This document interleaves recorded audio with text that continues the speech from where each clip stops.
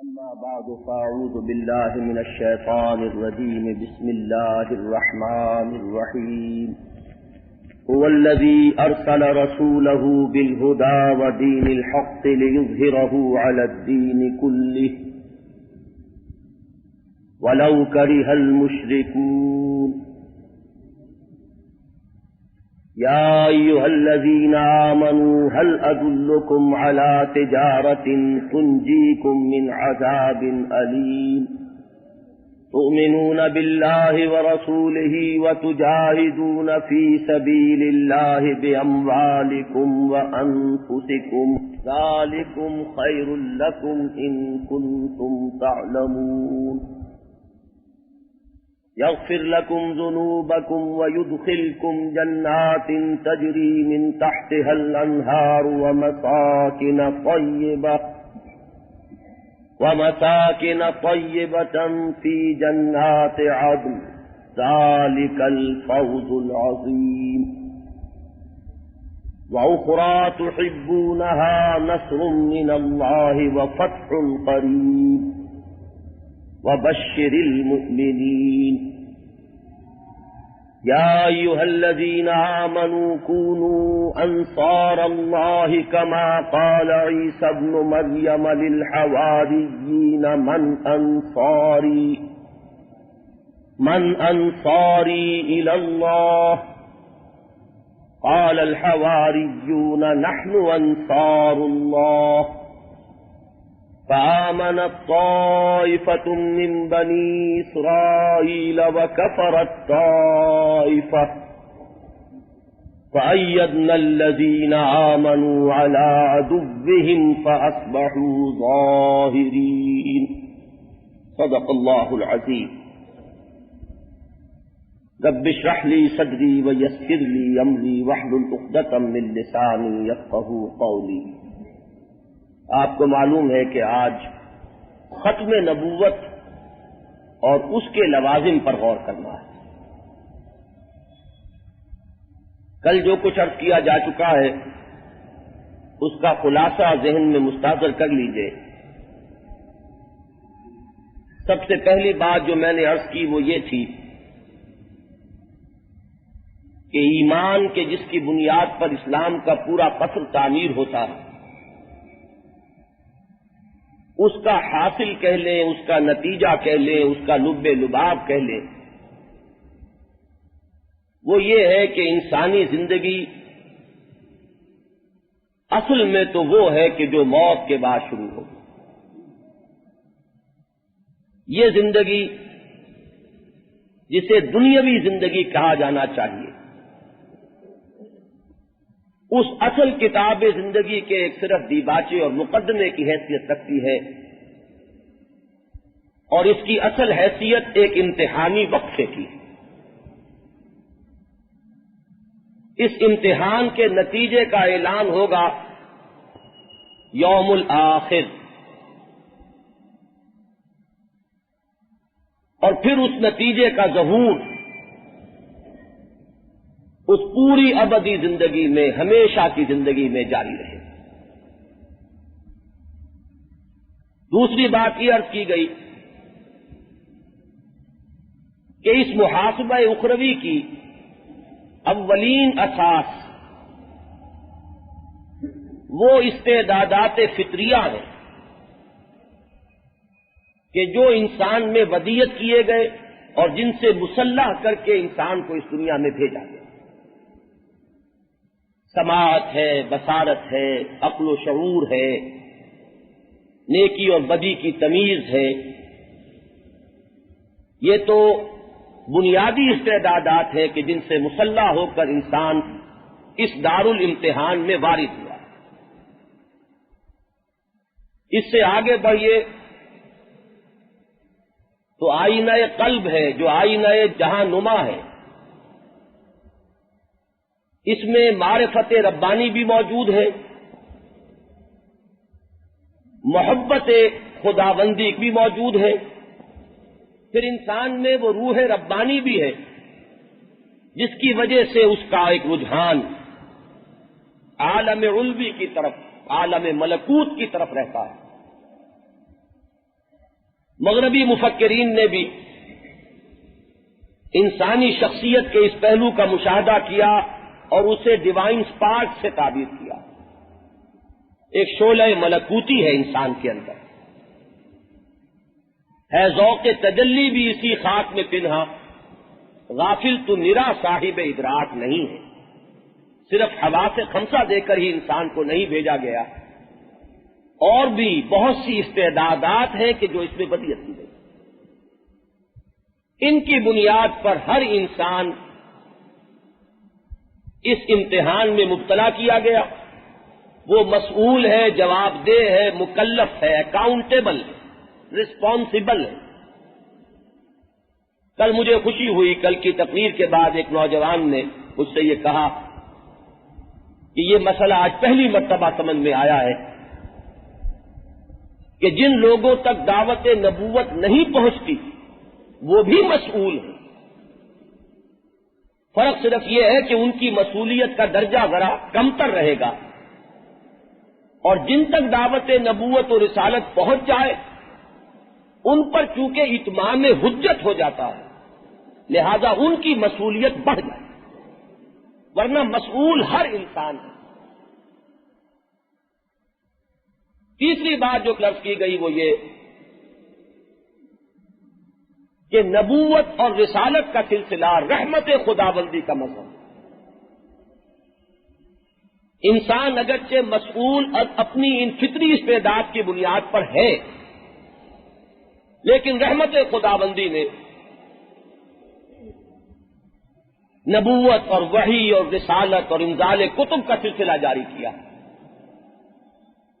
انسان کی ان فطری استعدادات کو تقویت پہنچانے کی.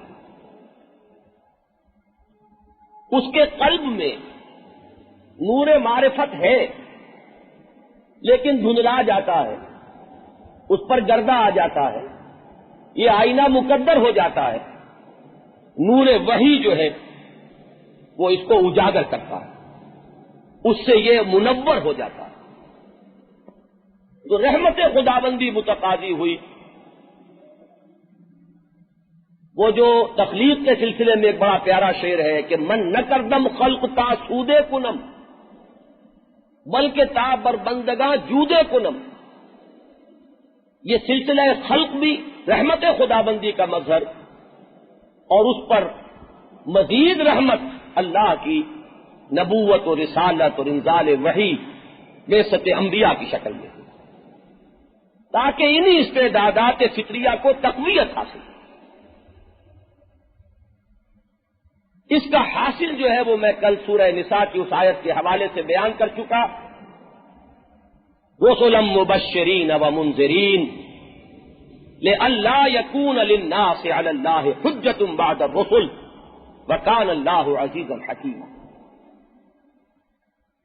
رسولوں کو مبشر اور نذیر بنا کر بھیجا گیا تاکہ انسان کے پاس خدا کے مقابلے میں کوئی حجت، کوئی عذر، کوئی بہانہ، کوئی دلیل باقی نہ رہے. اسے قطع عذر سے بھی تعبیر کر لیجئے، اتمام حجت سے بھی تعبیر کر لیجئے. اللہ کی حجت اولا تو انسان پر قائم ہے. سمع و بصر سے تمہیں نوازا، عقل و شعور سے تمہیں مسلح کیا، نیکی اور بدی کی تمیز تمہارے اندر ودیت کی، اپنی معرفت کا ایک دیا تمہارے قلب میں روشن کیا، اپنی محبت کی ایک سلگتی ہوئی آگ تمہاری روح کے اندر رکھی. یہ سب کچھ ہے کہ جن پر حجت اولا کی بنیاد، اور اس حجت کا اتمام ہو جاتا ہے اس نور وحی کے بعد، بعثت انبیاء کے بعد، ارسال رسل کے بعد، انزال کتب کے بعد، کہ اب کسی کے پاس اپنی غلط روی کے لیے کوئی عذر موجود ہے. چنانچہ انبیاء اور رسل امتوں کے محاسبے کے وقت قیامت کے دن عدالت اخروی میں سرکاری گواہوں کی حیثیت سے پیش ہو. وہ ٹیسٹیفائی کریں گے، گواہی دیں گے کہ اللہ تیری ہدایت جو ہم تک پہنچی ہم نے بلا کم و کاس ان تک پہنچا. فَكَيْفَ إِذَا جِئْنَا مِنْ كُلِّ أُمَّةٍ بِشَهِيدٍ وجئنا بک علی ہؤلاء شہیدا۔ وہ دن کیسا ہوگا جب کہ ہم ہر امت پر ایک گواہ کھڑا کریں گے، اور اے نبی آپ کو گواہ بنا کر لائیں گے ان کے خلاف۔ اس کے دو نتیجے نکلتے ہیں، ایک تو میں نے کل عرض کر دیا تھا کہ رسولوں کی آمد کے بعد نہ صرف یہ کہ آخرت میں کوئی عذر نہیں رہے گا انسان کے پاس، اس دنیا میں بھی جس قوم کی طرف رسول کو بھیج دیا جائے اس کو پھر کوئی رعایت نہیں دی جائے، اس کا فیصلہ چکا دیا جائے، اس لیے کہ رسولوں کی آمد کے بعد بھی اگر وہ اپنی کج روی پر مصر رہی، قوم اپنی غلط روی پر اڑی رہی، اپنے کفر اور شرک کے اوپر قائم رہی، تو اس کے معنی یہ ہے کہ اب اس میں خیر کا کوئی پہلو باقی ہی نہیں رہا۔ اب یہ خس و خاشاک کے مانند ہے، زمین کی پیٹھ کا بوجھ ہے جس سے اس زمین کو نجات دلا دینے ہی میں عافیت ہے۔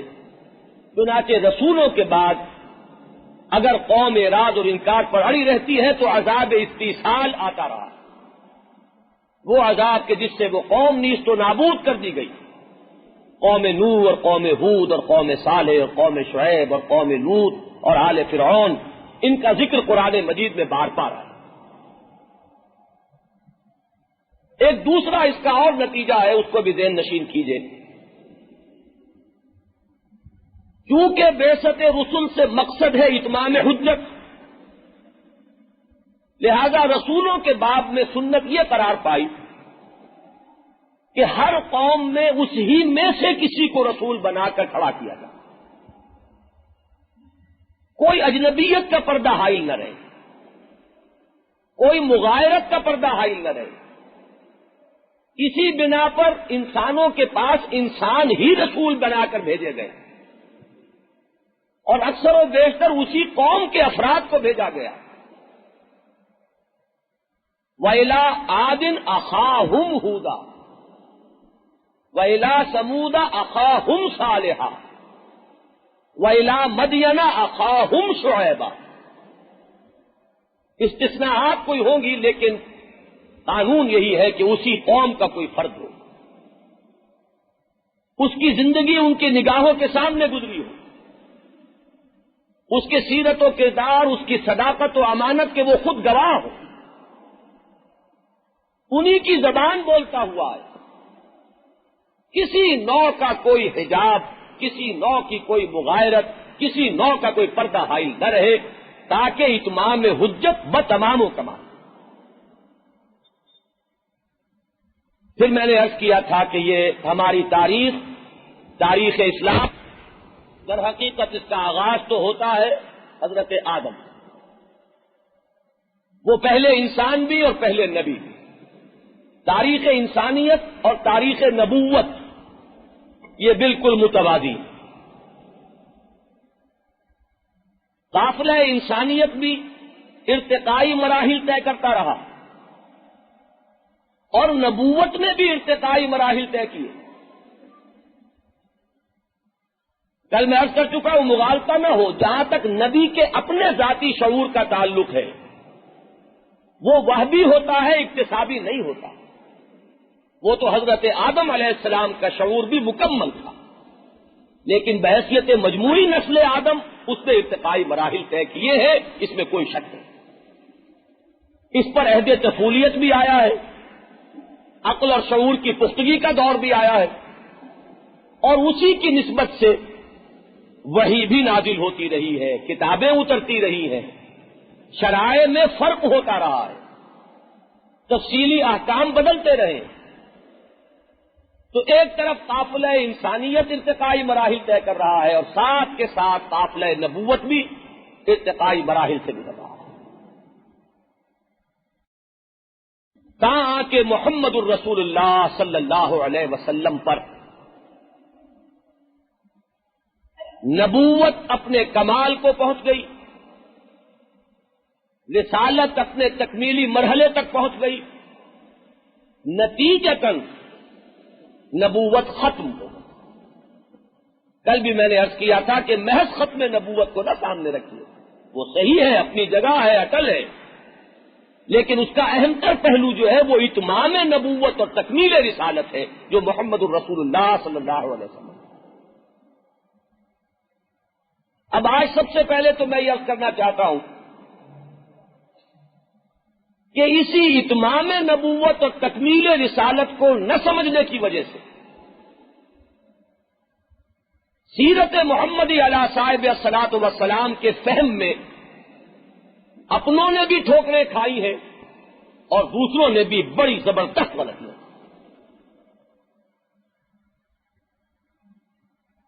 میں دوسروں کا ذکر پہلے کر رہا ہوں، ٹوائن بھی اس دور کا فلسفہ تاریخ کا بہرحال ایک مسلمہ مرتبے کا حامل شخص ہے۔ اس کا ایک جملہ ہے اور یہ ایک جملہ ایک پوری ذہنیت کی غمازی کرتا ہے۔ محمد failed as a prophet but succeeded as a statesman۔ اصول یہ ہے، تنقید کا اصول، تنقید ہونی چاہیے ہمدردانہ۔ اس کے معنی کیا ہے کہ جس شخص کی بات پر آپ تنقید کر رہے ہو پہلے ہمدردی کے ساتھ اس کی بات سمجھنے کی کوشش کیجیے، وہ کیا چاہ رہا ہے، پھر جو نقد و جرح آپ کو کرنی ہے کیجیے۔ تو ذرا ہمدردانہ طور پر سمجھیے اس نے کیا کہا ہے، کہنا کیا چاہا ہے، اس کے ذہن کی اصل الجھن کیا ہے۔ ان کا جو تصور نبوت ہے وہ عیسائی ہے، چاہے کتنا ہی ملحد ہو جائے کوئی انسان، یہ جو مذہبی روایات ہیں وہ ساتھ نہیں چھوڑا کرتی، وہ انسان کے فکر کے اندر رچی بسی ہوتی۔ بہرحال وہ عیسائیت، تورات پڑھی ہے، انجیل پڑھی ہے، نبوت کا ایک تصور ان کے ذہن میں بنا ہے۔ اس تصور نبوت میں نبی اکرم صلی اللہ علیہ وسلم کی سیرت مطہرہ سما نہیں رہی۔ وہ اتنا چھوٹا سانچہ ہے، اس لیے کہ وہ نبوت کا سانچہ ہے، ختم نبوت کا نہیں ہے، اتمام نبوت کا نہیں ہے، تکمیل رسالت کا نہیں ہے۔ وہ اس بات سے تولنا چاہ رہے ہیں محمد عربی صلی اللہ علیہ وسلم کو کہ جس سے حضور کو تولا نہیں جا سکتا، لہذا وہ اپنے فہم کے مطابق دیکھتے ہیں تو حضور کی مکی زندگی انہیں نظر آتی ہے کہ یہ تو نبوت کے سانچے میں فٹ بیٹھتی ہے، دعوت ہے، تبلیغ ہے، واعظ ہے، نصیحت ہے، کچھ حواریین ہے، صحابہ ہیں، ان کی تربیت ہے، حضرت مسیح کوہ زیتون پر واز فرما رہے ہیں اور نبی اکرم صلی اللہ علیہ وسلم کوہ صفا پر واز فرما رہے ہیں، مطابقت نظر آئی۔ حضرت مسیح کے ساتھ چلتے پھرتے حواری ہے، ساتھ ساتھ اب یہاں شام یہاں صبح وہاں، یہاں یہ ہے کہ بیت ارقم ہے، ایک مرکز ہے، تربیت ہے، تعلیم ہے۔ اگر حضرت مسیح کو ستایا جا رہا ہے تو یہاں حضور کو بھی ستایا جا رہا ہے، وہ بھی اپنے ستانے والوں کو دعائیں دے رہے ہیں، یہ بھی اپنے ستانے والوں کو دعائیں دے رہے ہیں، یہاں تک تو بات سمجھ میں آتی ہے۔ اس کے بعد مدنی دور جو ہے وہ ان کے کسی سانچے میں فٹ نہیں بیٹھتا، یہ تو انبیاء کا، اب ان کا جو نقشہ انبیاء کا ہے وہ ذہن میں رکھیے۔ عیسائیوں کے لیے نبوت کا آئیڈیل جو ہے وہ حضرت یحییٰ علیہ السلام ہے۔ یہ میں نے اس لیے کہا کہ حضرت مسیح علیہ السلام ان کے نزدیک نبی سے کچھ برتر کچھ اور شے ہیں، اگرچہ عیسائیوں میں بھی آپ کو معلوم ہونا چاہیے موحدین رہے ہیں جو تثلیث کے قائل نہیں، اب بھی وہ یہوواز وٹنسز جو ہے ان کا ایک رسالہ بھی، وہ واچ ٹاور غالباً کبھی کبھی ان کے لوگ یہاں گھومتے ہیں، وہ تثلیث کے قائل نہیں، حضرت مسیح کو صرف رسول مانتے ہیں ہمارے اور ان کے مابین فرق صرف اب یہ رہ گیا ہے کہ وہ محمد الرسول اللہ صلی اللہ علیہ وسلم کو نہیں مانتے، باقی وہ جو تسلیث ہے اس کے وہ قائل نہیں۔ تو ان کے اعتبار سے، عام لوگوں کے اعتبار سے نبوت کا ایک نمونہ حضرت یحییٰ، اور ان لوگوں کے اعتبار سے ان میں جو موحدین ہیں تو نبوت کا کامل نمونہ حضرت یحییٰ، حضرت عیسیٰ علی نبینا وعلیہم الصلاۃ والسلام، اور ان دونوں کی زندگی کے اعتبار سے وہ مدنی دور کی کہیں کوئی جھلک بھی نظر نہیں آتی۔ وہ تو مکی دور جو ہے وہ تو اس کے مطابق موافق نظر آتا ہے، اور یہاں حضور بھی ان کے اس قول کے مطابق ناکام ہو گئے، مکے سے تو نکلنا پڑا۔ تو محمد فیلڈ ایز اے پروفٹ۔ مدینے میں آنے کے بعد انہیں یہ نظر آتا ہے کہ ایک بالکل دوسری شان ہے، اب ایک اسٹیٹس مین ہے، ایک مدبر ہے، ایک سیاست دان ہے، ایک سپہ سالار ہے۔ یہ حیثیتیں ہیں محمد کی صلی اللہ علیہ وسلم جو نمایاں ہو کر آ رہے ہیں، لہذا اس اعتبار سے وہ کہتے ہیں وہ کامیاب ہو گئے۔ یہ ایک جملہ دیکھیے ٹائنبی کا، اور پھر آپ 2 والیومز میں دیکھیے سیرت النبی پر کتاب پروفیسر مونگومری واٹ کی۔ ہمارے ہاں سیرت کانفرنس سرکاری سطح پر ہوئی تھی، ان کو بلایا گیا تھا۔ محمد at Mecca, Muhammad at Medina,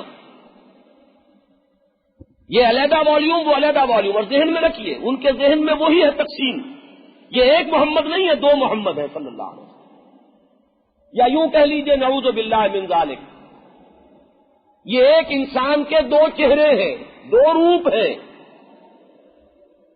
اور اس کا کنٹراسٹ نمایاں کرنے کے لیے جدا جدا والیومز میں اس کو لایا جا رہا ہے۔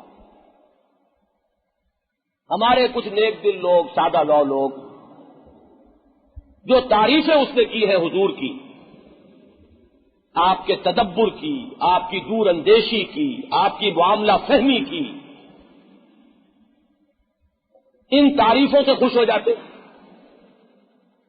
حالانکہ اس میں جو زہر چھپا ہوا ہے وہ یہ ہے کہ محمد اگر قابل تعریف ہے صلی اللہ علیہ وسلم تو بحیثیت مدبر ہیں، بحیثیت سیاستدان ہیں، بحیثیت سپہ سالار ہیں، بحیثیت ایک دور اندیش انسان ہے، بحیثیت ایک معاملہ فہم انسان ہے۔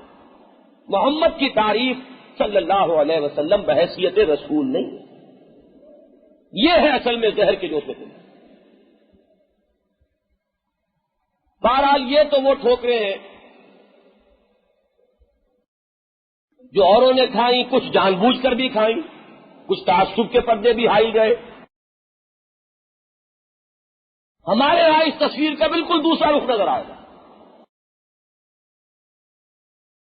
ہمارا سارا مطالعہ سیرت، اکثر و بیشتر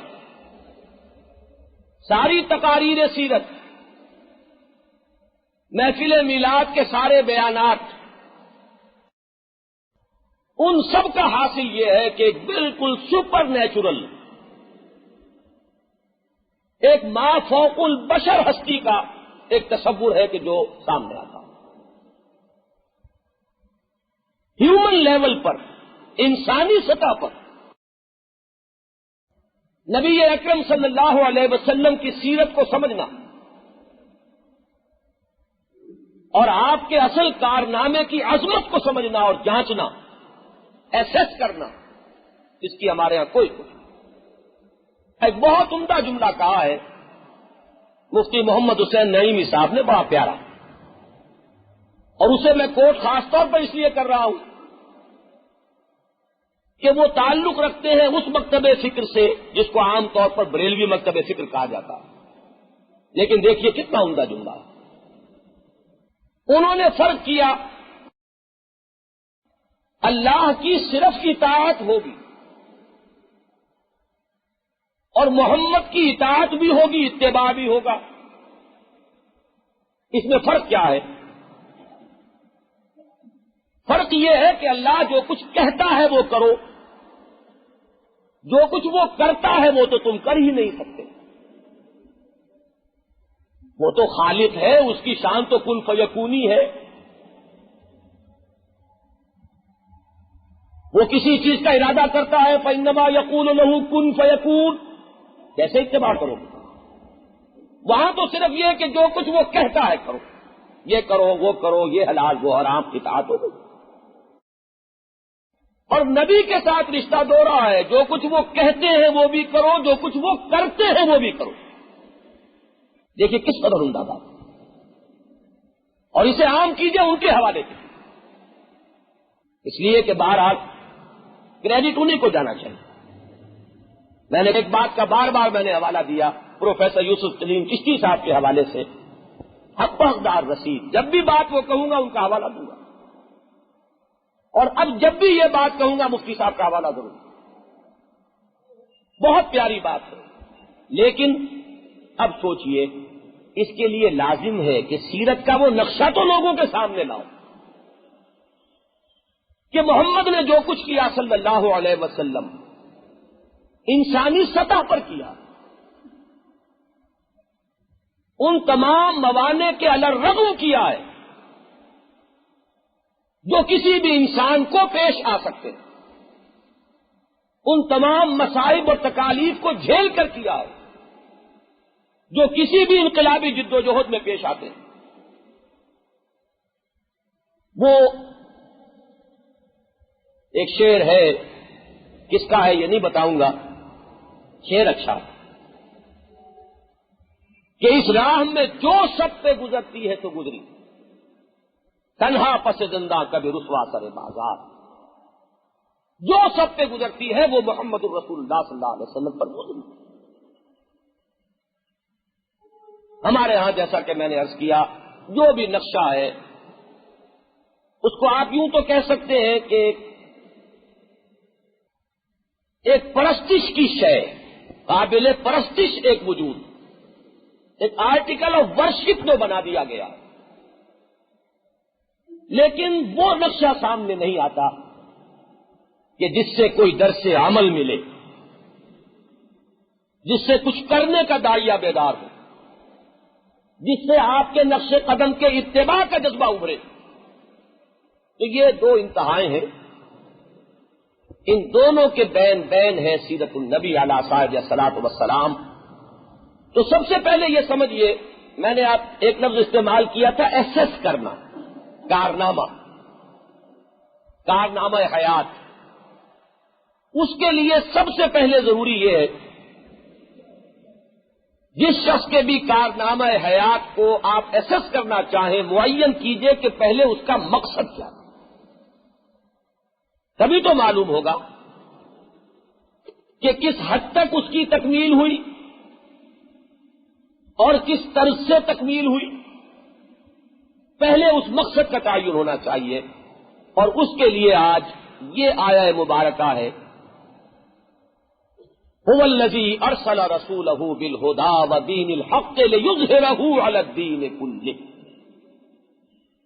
اس کے ذرا ایک ایک لفظ پر اچھی طرح غور کر کے اسے سمجھیں۔ یہ الفاظ قرآن مجید میں 3 مقامات پر یوں کہ تو بغیر کسی ایک شوشے کے فرق کے وارد ہوئے، 2 مقامات پر اس کے بعد الفاظ آتے ہیں وَلَوْ كَرِهَ الْمُشْرِكُونَ، اور ایک مقام پر الفاظ آتے ہیں وَكَفَى بِاللَّهِ شَهِيدًا، یعنی آیت کے آخری الفاظ میں فرق ہے، لیکن یہ جو لکھا ہوا ہے یہاں آپ کے سامنے، یہ بعین ہی بغیر کسی شوشے کے فرق کے یہ الفاظ قرآن مجید میں 3 مرتبہ۔ اس کی اہمیت ان الفاظ کی اسی سے ظاہر ہو گئی۔ میں عرض کیا کرتا ہوں کہ اللہ تعالیٰ کے پاس ووکیبلری کی کمی نہیں، اور عربی زبان کا دامن جو ہے تنگ نہیں، اپنی وسعت کے اعتبار سے ضرب المثل ہے عربی زبان، اور اللہ تعالیٰ کے نعوذ باللہ اللہ کی ووکیبلری شارٹ نہیں۔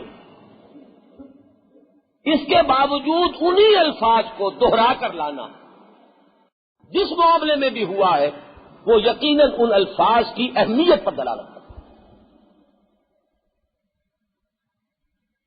پھر ایک دوسری حقیقت یہ ہے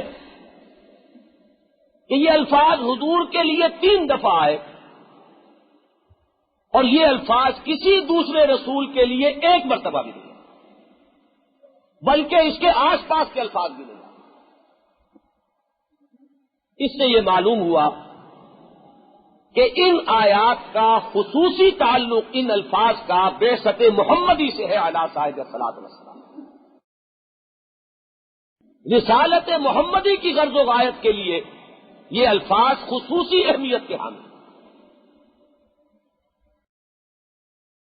یہ بھی نوٹ کر لیجئے، امام الہند حضرت شاہ ولی اللہ دہلوی نے ازالت الخفاء عن خلافت الخلفاء بڑی مارکت الآرا کتاب ہے، خلافت پر بھی گفتگو ہونی ہے اسی سلسلہ تقاریر میں، اس لیے اس کتاب کا حوالہ بھی آ جائے تو کوئی حرج نہیں۔ چند آیات کو انہوں نے بعثت محمدی علی صاحب الصلاۃ والسلام کے ضمن میں مرکزی اہمیت کی حامل قرار دیا ہے، ان میں سر فہرست کیا ہے۔ بلکہ ڈاکٹر رفیع الدین مرحوم نے مجھے بتایا تھا کہ کسی جگہ شاہ صاحب کی تصانیف میں انہیں یہ جملہ بھی ملا کہ یہ آیت پورے قرآن مجید کا محور ہے، عمود ہے، اس کو سمجھیں گے تو قرآن مجید سمجھ میں آئے گا، کلید ہے فہم قرآن کے لیے۔ اور میں اب جو کچھ عرض کر رہا ہوں اس سے یہ بات واضح ہو جائے گی کہ فہم قرآن کی کلید ہو یا نہ ہو، چلیے اس میں ایک اختلاف کی شاید گنجائش نکل آئے، سیرت محمدی علی صاحب الصلاۃ والسلام کے فہم کے لیے یقیناً محور ہے، یقیناً عمود ہے، یقیناً کلید۔ مولانا عبید اللہ سندھی نے بھی رحمہ اللہ اسے اسلام کے عالمی انقلاب کا عنوان قرار دیا۔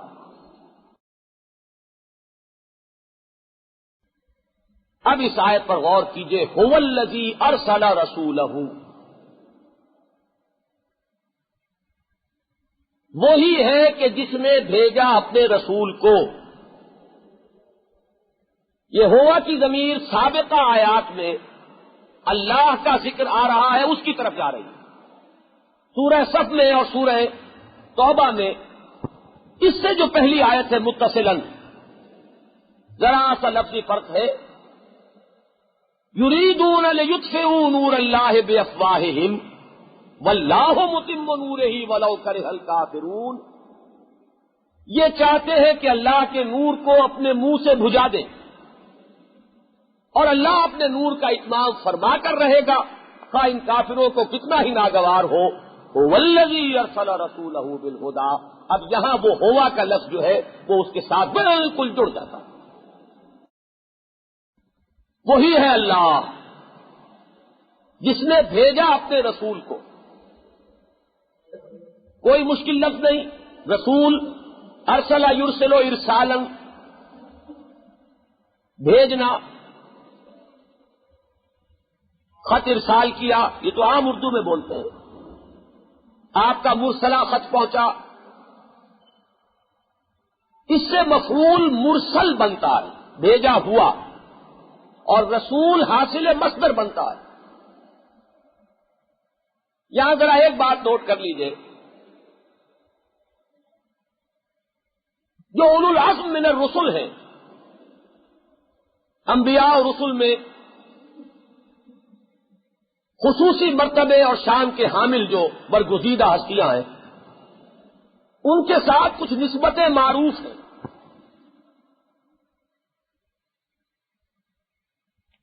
آدم صفی اللہ، نوح نجی اللہ، ابراہیم خلیل اللہ، اسماعیل ذبیح اللہ، موسیٰ کلیم اللہ، عیسیٰ روح اللہ، اور محمد رسول اللہ صلی اللہ علیہ وسلم۔ یعنی جامع رسالت بتمام و کمال راست آتا ہے شخصیت محمدی پر علیہ صاحب السلام۔ آپ کا امتیازی بخش ہی یہ ہے کہ آپ رسول ہیں، گویا کہ خلت الہی اپنے نقطۂ عروج کو پہنچ گئی ابراہیم پر علی نبینا علیہ الصلوۃ والسلام۔ کلام الہی، اس میں کوئی شک نہیں، وَكَلَّمَ اللَّهُ مُوسَىٰ تَكْلِيمًا، قرآن مجید نے دوسرے انبیاء اور رسل کی اگر کوئی عظمت کا پہلو ہے اس کو چھپایا نہیں، اجاگر کیا۔ یہ تو وہ ہمارے تنگ ذہن ہے کہ جب ہم سیرت النبی کا بیان کرنے آتے ہیں تو اس طور سے کرتے ہیں کہ دوسرے رسولوں کی تنقید کر گزرتے ہیں، حالانکہ ہمارے ہاں تو جو تعلیم ہے ہمارے ایمان کا جز ہے، لا نفرق بین احد من رسل، اور حضور کی تعلیم تو یہ ہے صلی اللہ علیہ وسلم، آپ کے تواضع کا یہ عالم ہے کہ الفاظ ہیں آپ کے، حکم ہے آپ کا، مجھے یونس ابن متہ پر بھی فضیلت مت دو۔ اور یہ حضرت یونس کون ہے؟ انبیاء اور رسول کی کل جماعت میں سے جن کا ذکر قرآن میں آیا ہے یہ واحد ہیں جن سے کچھ لغزش ہو گئی تھی، خطا ہو گئی تھی، غلطی کا صدور ہو گیا تھا، حکم خداوندی کے آنے سے پہلے قوم کو چھوڑ کر چلے گئے تھے، دنیا میں سزا ملی ہے، مچھلی کے پیٹ میں رہے، اس کے بعد توبہ کی ہے، توبہ قبول ہوئی ہے، پھر انہیں وہاں سے نجات ملی ہے۔ یہ واحد ہے پورے انبیاء اور رسول کے اس پورے قصص میں کہ جو قرآن مجید میں آئے ہیں، یہ ہے واحد واقعہ، اور ان کا نام حضور نے لیا کہ مجھے یونس ابن متہ پر بھی فضیلت مت۔ تو حضرت موسیٰ علیہ السلام کے بارے میں وَكَلَّمَ اللَّهُ مُوسَىٰ تَكْلِیمًا وَآتَيْنَا دَاوُودَ زَبُورًا۔ زبور حمد الہی کے وہ ترانے ہیں کہ جن کا مثل دنیا میں کہیں نہیں۔ وہ جب وہ ترانے الاپا کرتے تھے حمد الہی کے تو پہاڑ وجد میں آتے تھے، پرندے ان کے ساتھ شامل ہوتے تھے، یہ اللہ تعالیٰ کا ایک خاص احسان تھا ان پر۔ حضرت ابو موسیٰ اشعری کو حضور نے فرمایا صلی اللہ علیہ وسلم، رات کے وقت آپ کہیں ایسے ہی گزر رہے تھے، حضرت ابو موسیٰ کے مکان کے قریب سے گزر ہوا، وہ قرآن مجید پڑھ رہے، وہ لہن داؤدی وہاں نظر آیا حضور کو، کافی دیر تک کھڑے حضور وہاں سنتے رہے۔ صبح ملاقات ہوئی، یا ابا موسیٰ لقد اوتیت مزمارا من مزامیر آل داؤد، تمہیں تو آل داؤد کے سازوں میں سے ایک ساز دیا گیا۔ تو ان فضائل کا اعتراف کرنے میں کسی بخل کا کیا کام، اجاگر کیا گیا۔ معلوم ہوا کہ یہ رسول ہوں، یہ نسبت اپنے عروج کو پہنچ گئی ہے محمد الرسول اللہ صلی اللہ علیہ وسلم۔ میں نے کل تھوڑا سا اشارہ ہی کیا تھا نبوت اور رسالت پر۔ نبوت ایک ذاتی حیثیت ہے، رسالت ایک منصب ہے۔ یہ منصب رسالت اپنے نقطۂ عروج اور کلائمیکس کو پہنچا ہے محمد الرسول اللہ صلی اللہ علیہ وسلم کی ذات مبارک۔ هو الذی ارسل رسولہ، وہی ہے کہ جس نے بھیجا اپنے رسول کو۔ اس کے بعد حرف با آیا ہے، بالہدی و دین الحق، حرف جار ہے با، ساتھ ہدایت کے اور دین حق کے، یعنی دو چیزیں دے کر بھیجا محمد کو صلی اللہ علیہ وسلم، ایک الہدا اور ایک الدین الحق۔ الہدا کیا ہے؟ اس پر اجماع ہے تقریباً کہ مراد ہے قرآن مجید، رہنمائی انسانی فکر کے لیے، انسان کی سوچ کے لیے، کامل رہنمائی ابد الآباد تک کے لیے وہ الہدا۔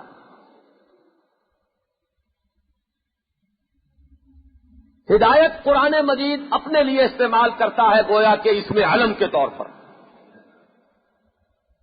یہ ہدی للناس ہے، شہر رمضان الذی انزل فیہ القرآن ہدی للناس وبینات من الہدی والفرقان، یہ ہدی للمتقین ہے، الف لام میم ذالک الکتاب لا ریب فیہ ہدی للمتقین۔ یہاں دونوں جگہ بطور اسم آیا، فعل کی صورت میں ان ھذا القرآن یہدی للتی ہی اقوم،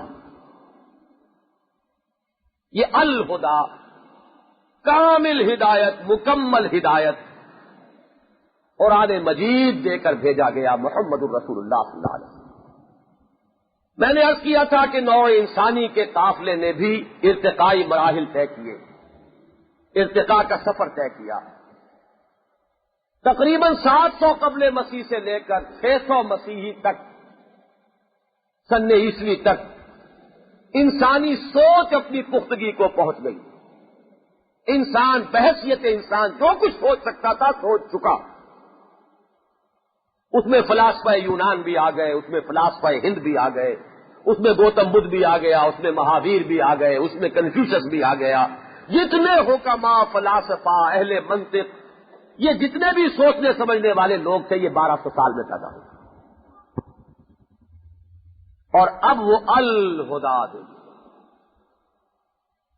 دیکھیے تورات ہدایت نامہ ضرور تھی، الہدا نہیں. اگر وہ الہدا ہوتی، کامل ہدایت، ابدی ہدایت، مکمل ہدایت، ہمیشہ کی ہدایت، تو اسی کو محفوظ کر لیا جاتا. اس کی حفاظت کا ذمہ اللہ نے نہیں لیا، وہ محفوظ نہیں ہوئی. حالانکہ سوچئے کتاب بہرحال وہ بھی اللہ کی تھی، اور اللہ اگر اس کی حفاظت کا ذمہ لے لیتا تو کون اس میں تحریف کر سکتا تھا؟ لیکن نہیں. ابھی یہ الکتاب جو ہے یہ ارتقائی مراحل طے کر رہی ہے. لقد ارسلنا رسلنا بالبینات وانزلنا معهم الکتاب والمیزان. بڑی اہم آیت ہے سورہ حدید کی. ہم نے اپنے رسولوں کو بینات کے ساتھ بھیجا. بینات سے مراد واضح تعلیمات بھی ہیں، معجزے بھی ہیں. وَأَنزَلْنَا مَعَهُمُ الْكِتَابَ وَالْمِيزَانَ، اور ان کے ساتھ اتاری الکتاب اور المیزان. یہ الکتاب ہے جو ارتقائی مراحل طے کر رہی ہے، اور محمد الرسول اللہ صلی اللہ علیہ وسلم پر آ کر کامل ہو گئی، مکمل ہو گئی، اور اب یہ الہدا قرار پائی پوری نوع انسانی کے لیے تا قیام قیامت. یہی ہدایت ہے، اور اس کی حفاظت کا ذمہ اللہ نے لے. یہاں سے سمجھ لیجئے قرآن کی حفاظت کا ایک براہ راست تعلق جو ہے وہ ختم نبوت کے ساتھ. اگر نبوت کا سلسلہ جاری ہوتا، اگر ابھی کوئی اور ہدایت انسان کو دی جانی ہوتی تو ابھی ختم نبوت غیر منطقی بات ہو جاتی. منطقی بات یہی ہے کہ انسان الہدا کے حامل ہونے کے اہل ہو چکا ہے، اسے یہ الہدا تھما دی گئی تا قیام قیامت.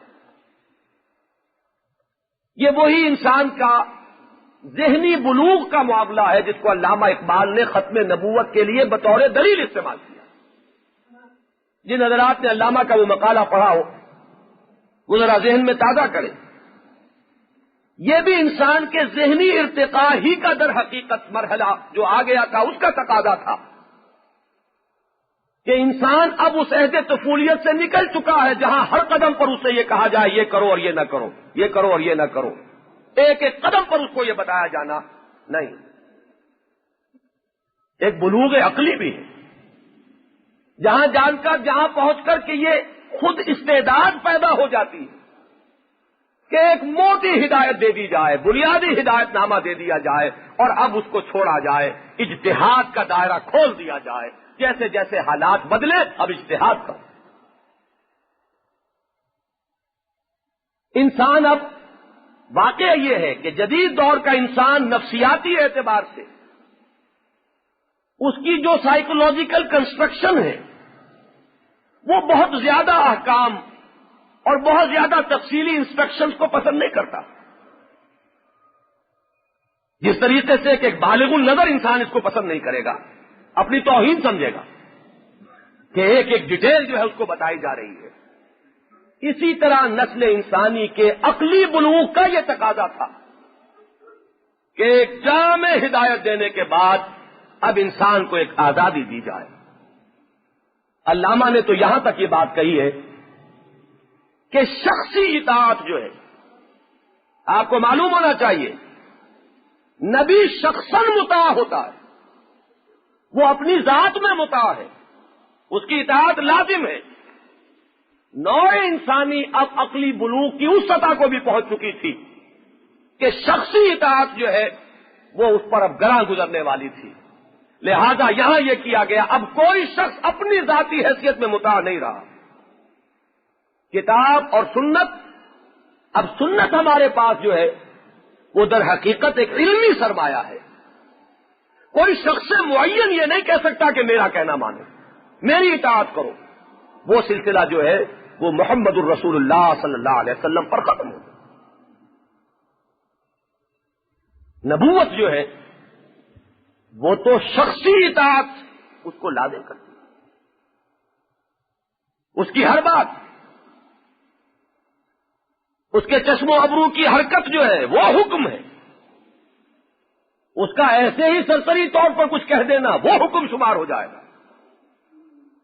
وہ کہے نہ صرف عمل کر رہا ہے وہ واجب الاتباع ہو جائے گا. شخصی اعتبار سے یہ بھی در حقیقت وہی عقلی بلوغ نسل انسانی کا، اس کے یہ کرولریز ہیں، اس کے یہ متضمنات ہیں. تو الہدا دے دیجیے اور اس کی حفاظت کا ذمہ لے لیا. اب اگلی چیز ودین الحق. دین حق کیا ہے؟ یہ دو الفاظ سے مل کر بنا ہے اور بظاہر مرکب اضافی ہے، حق کا دین. لیکن عام طور پر ترجمہ آپ اس کا دیکھیں گے سچا دین، مرکب توصیفی کی شکل ہے. یہ مرکب اضافی. تو عربی زبان میں قاعدہ یہ بھی ہے کہ کبھی کبھی مرکب توصیفی بشکل اضافت آتا ہے. دوسرے تجزیہ اگر کریں گے تو حق کا دین حق قول ہے. از روح قرآن ذات حق سبحانہ و تعالی وہ صرف ایک ہے. ذالک بأن اللہ هو الحق وأن ما يدعون من دونه هو الباطل وما بعد الحق الا الضلال. الحق جو ہے وہ صرف ذات باری تعالی. تو دین الحق مرکب اضافی بنائیے تو ذات حق کا دین یعنی اللہ کا دین، اور اللہ ہی حق ہے، حق کا دین. اور اس کو اگر مرکب توصیفی سمجھا جائے تو سچا. اب لفظ دین پر آئیے. دانا یا دین اور عربی زبان میں آتا ہے بدلے کے لیے یا اطاعت کے لیے. اس کا جو بالکل بنیادی مفہوم ہے وہ بدلہ ہے، جزا و سزا. چنانچہ جو اساس القرآن ہے، ام القرآن ہے سورہ فاتحہ، اس میں یہ لفظ اسی معنی میں آیا ہے، مالک یوم الدین، بدلے کے دن کا مالک، جزا و سزا کے دن کا مالک. کہاوت ہے عربی زبان میں کما تدین و تدان، جیسے کرو گے ویسا بھرو گے. اور ایک مصرع ہے بہت مشہور، دناہم کما دانو، جیسے انہوں نے ہمارے ساتھ کیا ہم نے بھی ان کے ساتھ کیا. بدلہ، جزا و سزا. یہاں سے یہ لفظ ذرا اور اوپر اٹھتا ہے. جزا و سزا کے ساتھ لازم و ملزوم ہے کوئی قانون، کوئی ضابطہ. اس کی اطاعت کی جائے تو جزا ملے، خلاف ورزی کی جائے تو سزا کی. لہذا دین قانون کے معنی میں بھی مستعمل، دین اطاعت کے معنی میں بھی مستعمل. اور ان سب سے آگے بڑھ کر ذہن میں رکھیے، یہ ایک اصطلاح بنی ہے قرآن مجید کی. دین سے مراد ہے ایک پورا نظام زندگی، ایک منظم زندگی. اور منظم زندگی کے لیے لازم ہے کہ اس میں مطاع کا تعین کیا جائے. اب یہ بات پولیٹیکل سائنس کے طلبہ بڑی آسانی سے سمجھیں گے. سب سے پہلا مسئلہ جو طے ہوگا کسی ملک کے نظام میں وہ اس کا کہ ساورن کون ہے، ساورنٹی کس کی ہے. نظام جو بھی بنے گا اس میں پہلے یہ طے کرنا پڑے گا کہ اختیار کس کا ہے. ہر نظام کسی ایک اختیار کے گرد قائم ہوتا ہے، اس کے تحت وجود میں آتا ہے. جس کا وہ اطاعت کا نظام ہوگا اسی کا وہ دین قرار پائے گا. مثلا قرآن مجید میں آیا دین الملک. سورہ یوسف میں حضرت یوسف اپنے بھائی بنیامین کو روکنا چاہتے تھے. اس وقت جو ملکی قانون تھا، بادشاہی نظام کے تحت جو رائج تھا، حضرت یوسف بادشاہ تو تھے نہیں، وہ تو ایک بہت بڑے عہدے پر تھے. قال الملک اوتونی، بادشاہ نے کہا تھا ان کے خواب کی وہ تعبیر سن کر اسے میرے پاس لے آؤ. استخلص لنفسی، میں اسے بس اپنا بنا لوں گا، اپنے پاس اپنا ہی ہم نشین کہہ لے.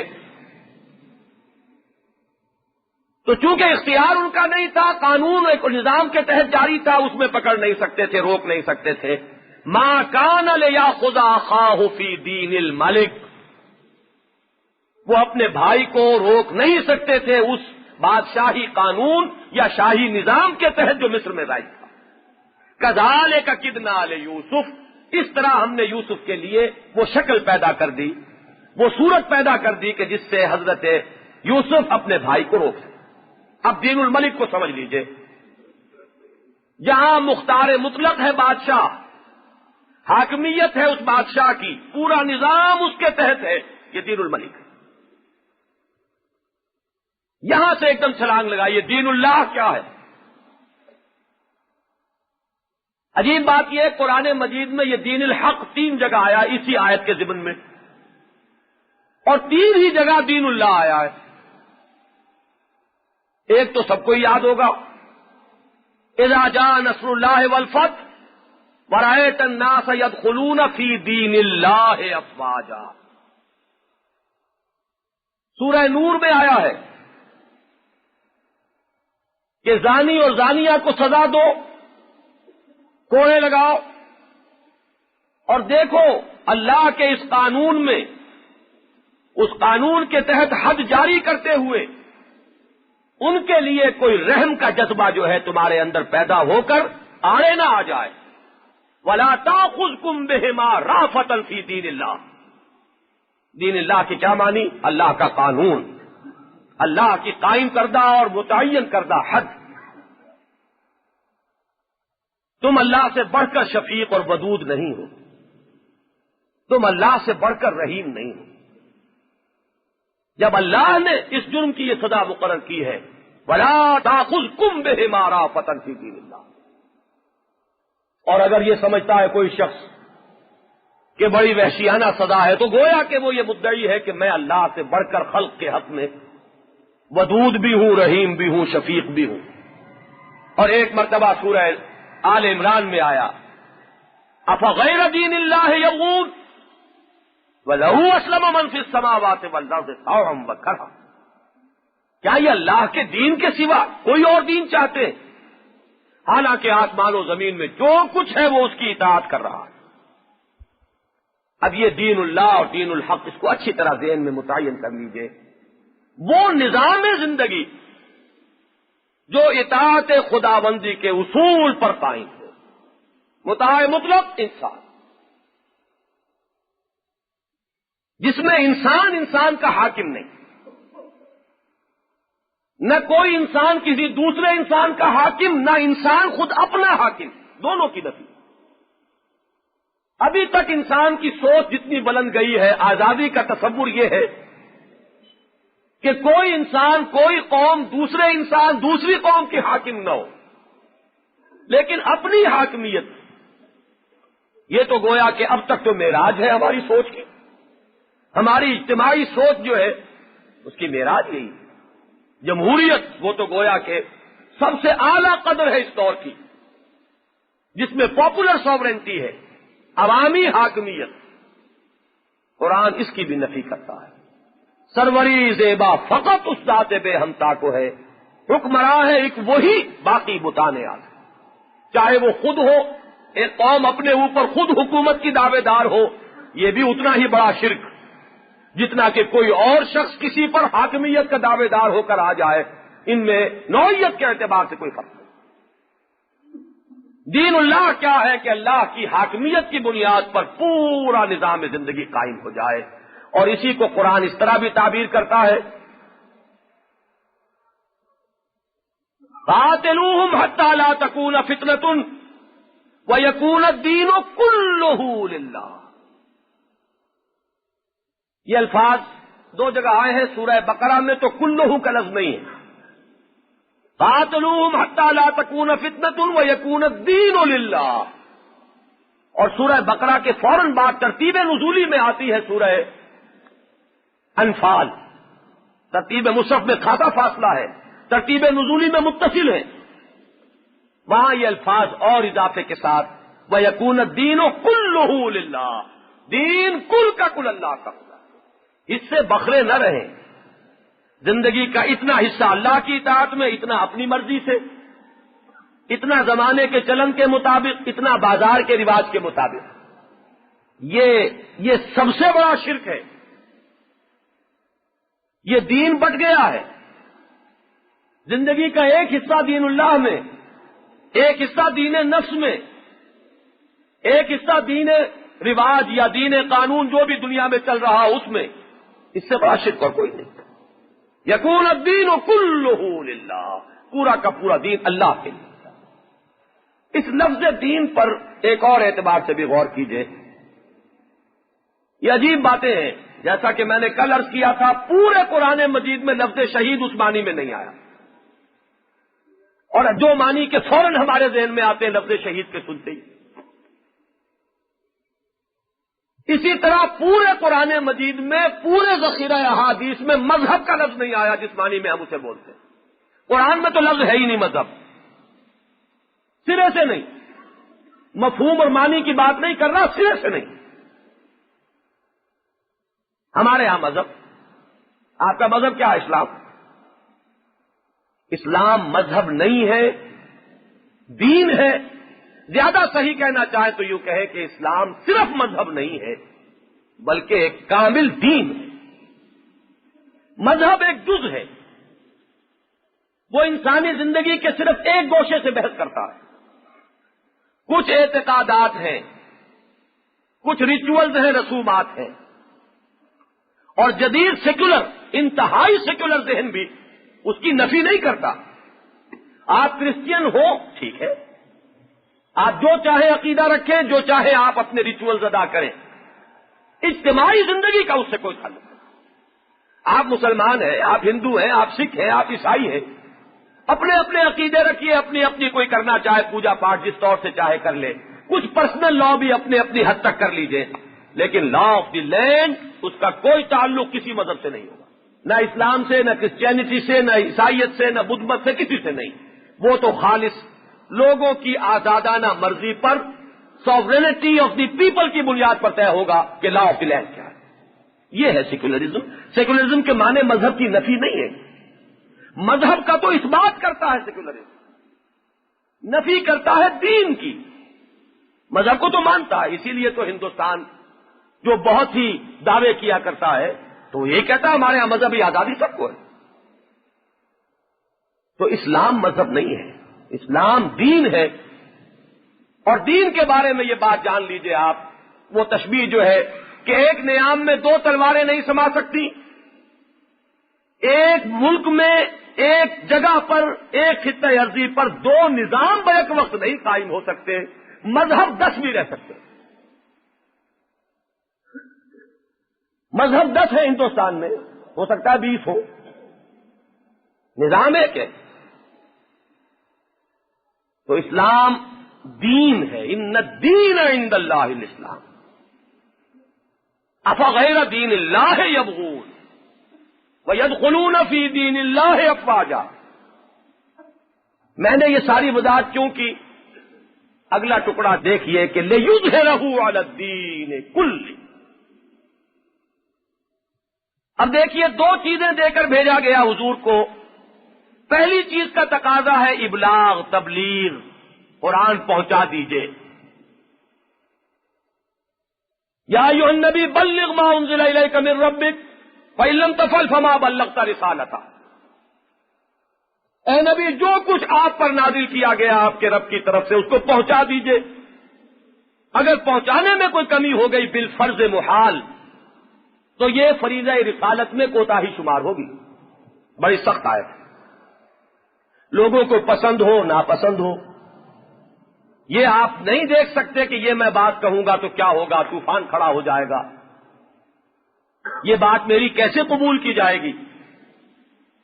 اس بات کے خلاف تو ایک مخالفت کا ایک طوفان کھڑا ہو جائے گا، اس کی سوچنے کی اجازت نہیں۔ بلغ ما انزل الیک من ربک، اس میں کسی شوشے کا فرق بھی آپ نہیں ڈال سکتے۔ میں نے کئی دفعہ سنائی ہے وہ آیت، مجھے وہ مقام بہت عزیز ہے کہ کہا گیا، سورہ یونس میں آیا ہے یہ، کہ کہا گیا کہ ایسے بے قرآن غیر ھذا وبدل ہو، اے نبی، اے محمد صلی اللہ علیہ وسلم، یہ قرآن بڑا سخت ہے، ریجڈ ہے، ان کمپرومائزنگ، آخر کچھ لے دے کر بات بنے گی۔ آپ چاہیں کہ اپنی بنوا لیں کل کی کل، یہ نہیں ہو سکتا۔ مصالحت کے ہم خواہش مند ہیں، لڑائی نہیں چاہتے، لیکن کچھ اس میں ترمیم کیجیے، یا اس کو بدل دیجیے یا کوئی اور قرآن لے آئیے۔ جواب دلوایا گیا، قل ما یکون لی ان ابدلہ من تلقاء نفسی ان اتبع الا ما یوحی الی، اے نبی ان سے کہہ دیجئے میرے لیے قطعاً ممکن نہیں ہے کہ میں اپنی مرضی سے اس میں کوئی تغیر و تبدل کر دوں، میں تو خود پابند ہوں اس کا جو مجھ پر وحی کیا جا رہا ہے۔ تو یہ تو الہدا کے سلسلے میں، یہ چونکہ مکی صورتوں میں یہ مضمون بار بار آیا ہے، اس قرآن کو پہنچائیے، اس کی تبلیغ کیجئے، اس کی اشاعت کیجئے، اسی سے تبشیر کیجئے، اسی کی تذکیر کیجئے۔ ذکر بالقرآن من یخاف وعید ان ھذا القرآن یہدی للتی ہی اقوم ویبشر المؤمنین الذین یعملون الصالحات ان لهم اجرا کبیرا۔ تو معلوم ہوا کہ اس کی یہاں پر اعادے کی ضرورت نہیں، الہدا دے کر بھیجے گئے تاکہ اس کو پہنچا دے جیسا کہ پہنچانے کا حق ہے، اور دین حق دے کر بھیجے گئے تاکہ اس کو غالب کرے پورے کے پورے دین پر۔ یہ نظام قائم ہونے کے لیے آیا، یہ نظام حجت اسی وقت بنے گا جبکہ اس کو قائم کر کے دکھا دیا جائے۔ اس کا تعلق ہے وہ جو کل میں نے دوسری بات عرض کی تھی۔ اب بہرحال یہ چونکہ سلسلہ تقاریر ہے، اس طرح ذہن میں ان کڑیوں کو آپ جوڑتے جائیے کہ نوع انسانی نے ایک دوسرا سفر طے کیا، ایک عقلی بلوغ اور ایک اجتماعی شعور کا بلوغ۔ وہ قبائلی زندگی، اس کے بعد وہ شہری ریاستیں، پھر وہ بڑی عظیم مملکتیں، اور اس دور کا آغاز ہو رہا تھا جبکہ انسانی زندگی پر اجتماعیت کی گرفت ہماگیر ہو جانے والی تھی۔ ایک سادہ سی مثال سے میں آپ کو سمجھا دوں، میری اس بات سے مطلب کیا ہے اس کا۔ آپ کا ایک خاص نقطہ نظر ہے، اللہ تعالیٰ نے آپ کو توفیق دی ہے، آپ مسلمان جینا اور مرنا چاہتے ہیں، آپ یہ بھی چاہتے ہیں کہ اپنی اولاد کو بھی اسی رخ پر پروان چڑھائیں، لیکن کیا کریں گے؟ بے بس۔ ایک پورا نظام ہے، اس نظام کے تحت تعلیم کا سارا یہ پورا نقشہ بنا ہے، اس کے تحت اس کا نصاب معین ہوتا ہے، بڑے بڑے ایکسپرٹس بیٹھے ہوئے ہیں کہ جو تعلیمی پالیسیاں مرتب کرتے ہیں، نصاب کے بارے میں فیصلے ہوتے ہیں بہت اعلیٰ سطح پر۔ آپ کیا کریں گے؟ آپ مجبور ہیں 999,000 کیسز میں آپ مجبور ہیں کہ اپنے بچے کو نظام تعلیم کے حوالے کریں۔ اس کے بعد آپ کی مرضی کو کوئی دخل نہیں، آپ کی چاہت اور پسند و ناپسند کا اس میں کوئی حصہ نہیں۔ آپ دیکھتے رہیے اور آپ کی نگاہوں کے سامنے آپ کے بچے الحاد اور مادہ پرستی ان کے اندر سرایت کرتی جا رہی۔ گلا تو گھونٹ دیا اہل مدرسہ نے تیرا، کہاں سے آئے صدا لا الہ الا اللہ، اور آپ کے لیے سوائے گھٹن کے، سوائے بے چینی کے، سوائے کوفت کے اور آپ کے پاس کوئی اختیار نہیں۔ صرف ایک راستہ ہے جس کو اللہ تعالیٰ توفیق دے دے، بالکل اپنی منزل کو معین کر لے کہ دنیا سرے سے مطلوب نہیں، اس کا فیصلہ کر لے انسان تو ٹھیک ہے، لیکن یہ آخری فیصلہ، یہ انتہائی فیصلہ کرنے کی ہر ایک شخص میں ہمت نہیں ہوتی۔ یہ تو 1000 میں سے ایک کر لے گا، لاکھ میں سے ایک کرے گا، بلکہ 1000 میں سے بھی ایک نہیں۔ اس نظام تعلیم سے بالکل کٹ جائیں۔ اور یہ وہ بات تھی، میں عرض کر دوں آپ سے، یہ جو انگریز کی آمد کے بعد ہمارے ہاں جو اختلاف رائے ہوا ہے، ایک رائے یہ تھی کہ انگریزی پڑھو پیچھے رہ جاؤ گے دنیا میں، اگرچہ وہ رائے بھی خلوص پر مبنی تھی، مسلمانوں کا اخلاص اس میں یقیناً موجود تھا۔ دوسری رائے یہ تھی کہ نہیں، بالکل زمانے سے کٹ جائیں، کوئی پرواہ نہیں، दकियानूसी करार पाए कोई परवाह नहीं, जमाने का साथ न दे सके परवाह नहीं, लेकिन इस तालीम के साथ, इस निजाम के साथ ताउन नहीं करें। अब दोनों के अपने मेरिट्स हैं और अपने ही दोनों के कमजोरियां भी हैं, कमियां भी हैं, लेकिन बहरहाल फर्क वही है, ज़हन में रखिए। लेकिन कितने लोग थे जो उधर गए? पूरी कौम जो है उसका पूरा धारा है वो इधर निकल गया, इसलिए कि इधर रोटी का टुकड़ा लटका हुआ था। मैट्रिक पास करेगा, क्लर्क हो जाएगा, बीए एमए कर लेगा, वकील बनेगा, कुछ और हो जाएगा, डॉक्टरी कर लेगा, एक कैरियर है, रोशन कैरियर है। और दीन के लिए करेगा तो क्या करेगा? मस्जिद की इमामत। और ये मस्जिद की इमामत अब तो आकर कुछ स्टेटस उसका बन गया है, अब तो ग्रेड्स भी मुअय्यन है इम्मा के भी, और बाकायदा शराइत जो है मुलाजमत की वो तय होती है। वो दौर वो था जबकि बिल्कुल मोहल्ले की रोटियों के ऊपर आदमी बसर करके मस्जिद का इमाम बन सकता। कौन करता था? ये है वो निजाम। फिर ये मैं अर्ज कर चुका कि ये निजाम जो है, इसकी पेचीदगियां, इसके मसाइल, इनफरादी जिंदगी की इतनी पेचीदगियां नहीं है जितनी कि इस निजाम इज्तिमाई की पेचीदगियां।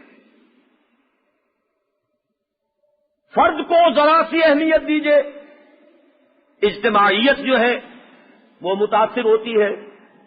इज्तिमाई मसलहतों का ज्यादा लिहाज कीजिए, इनफरादी आजादी और हुर्रियत जो है वो पामाल होती है।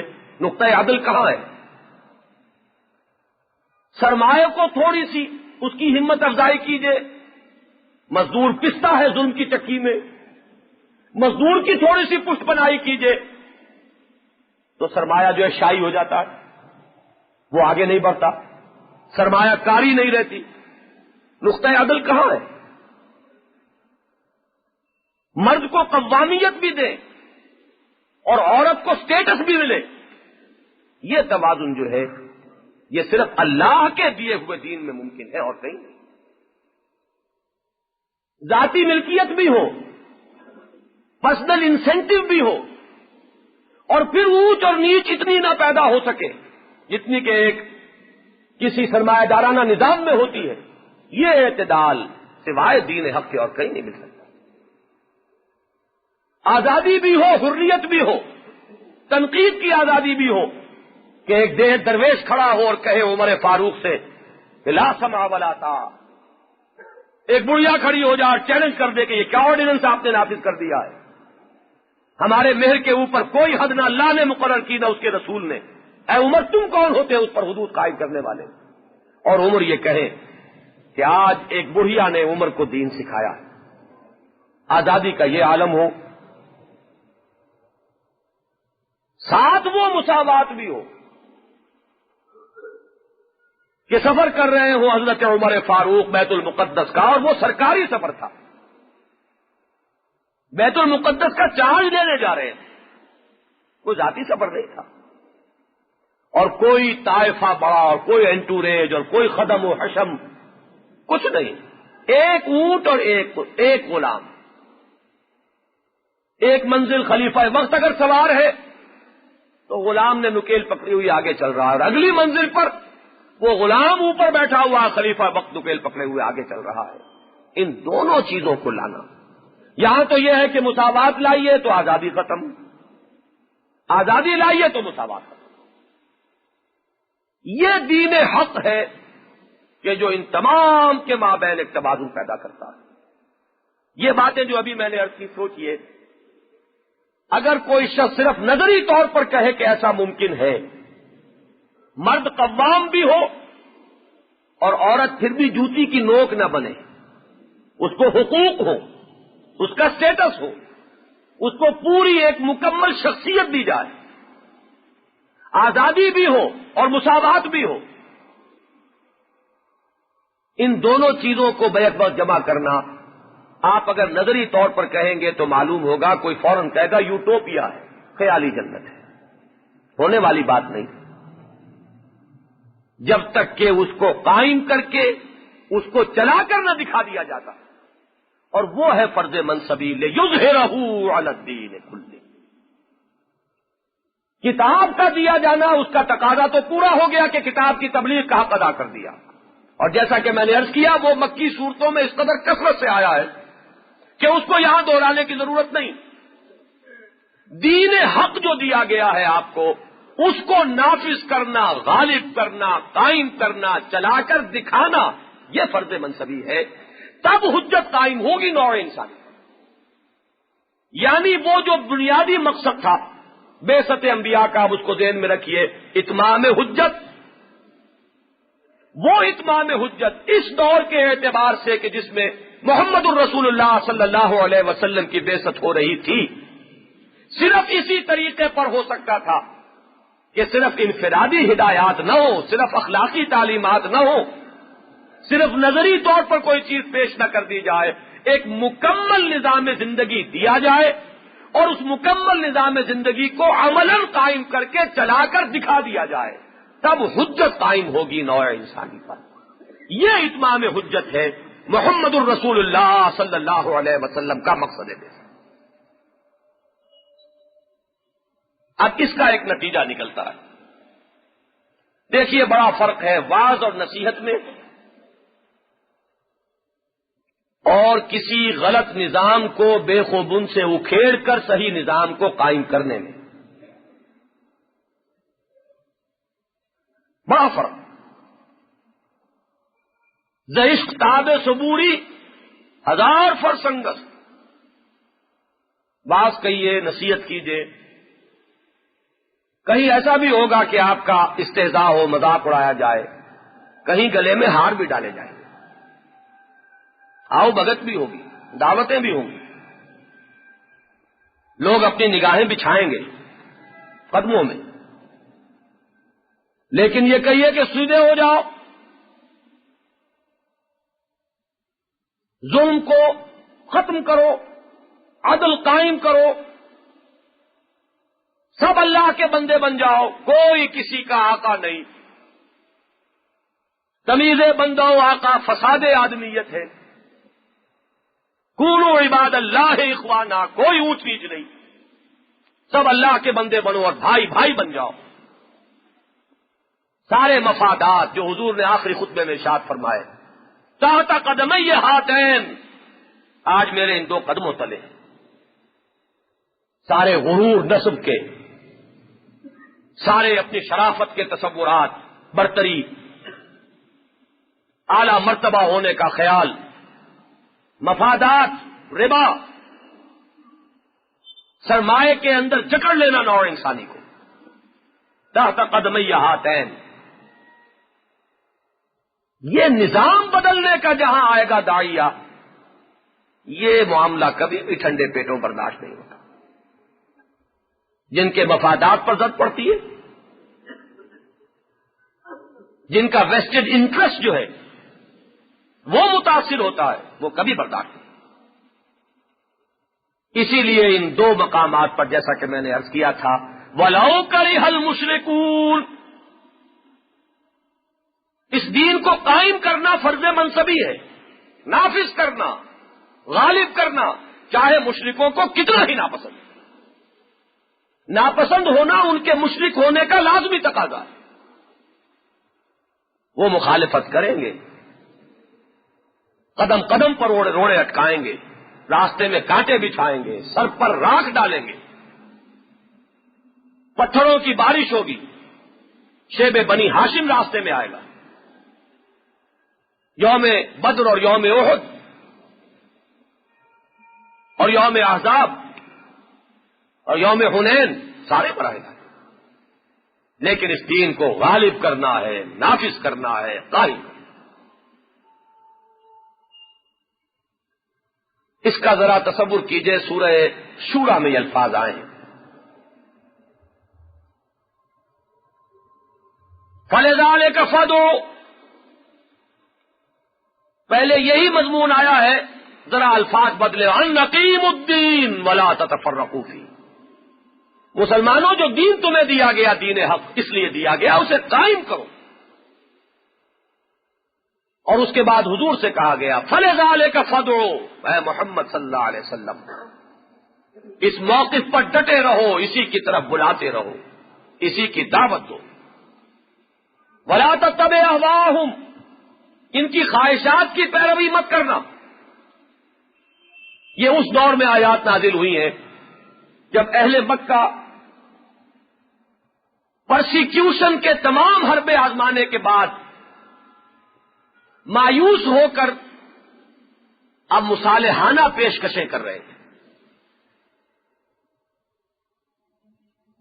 بادشاہت بھی خود پیش ہے، دولت بھی پیش ہے، جہاں شادی کرنا چاہے اشارہ کر دیجئے. یہ پیشکشیں اس وقت ہوئی ہیں جب انہوں نے دیکھ لیا تشدد ناکام ہو چکا ہے.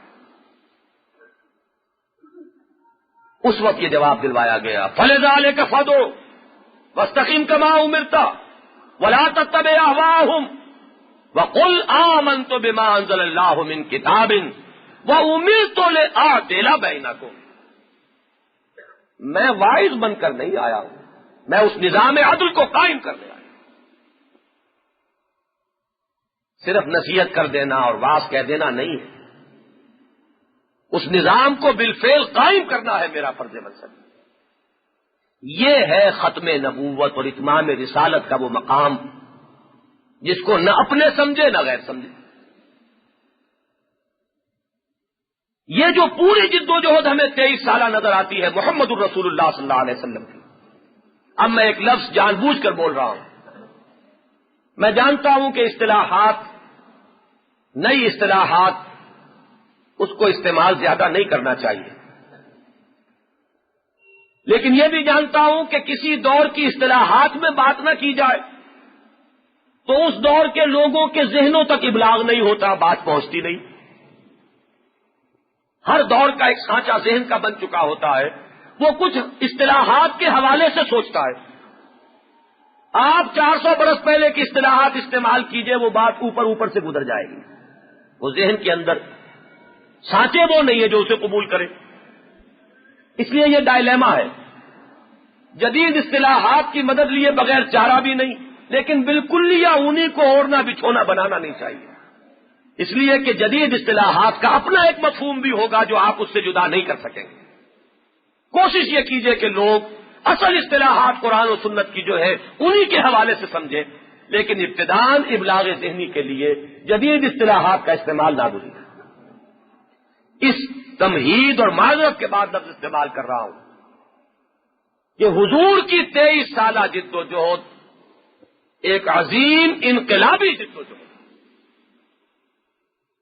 ایک نظام کو جڑ سے اکھیڑ کر دوسرا نظام برپا کرنا. انقلاب صرف بات سے کبھی نہیں آتا، انقلاب کے اپنے تقاضے ہیں. اس میں تصادم ہوگا، اس میں کشمکش ہوگی، اس میں قدم قدم آگے بڑھا جائے گا.